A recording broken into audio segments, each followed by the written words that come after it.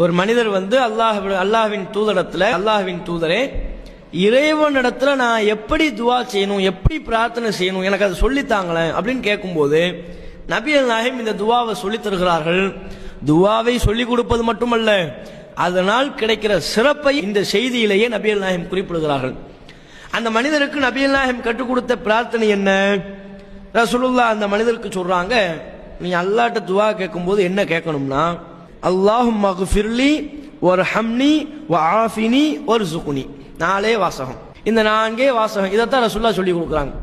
இந்த 4 வாசகங்களை கொண்ட இந்த துவாவின் பொருள் என்ன? அல்லாஹும்ம ஃபிர்லி, இறைவா என்னை மன்னித்து விடு, வர்ஹம்னி எனக்கு அருள் புரி, வஆஃபினி எனக்கு சுகமளித்து விடு, வர்ஸுக்னி எனக்கு ரிஸ்கை வழங்கு. இந்த துவாவை சொல்லிட்டு நபிகள் நாயகம் ஸல்லல்லாஹு அலைஹி வஸல்லம் அவங்க சொல்றாங்க, தோழரே இந்த துவா எப்படிப்பட்ட துவா தெரியுமா?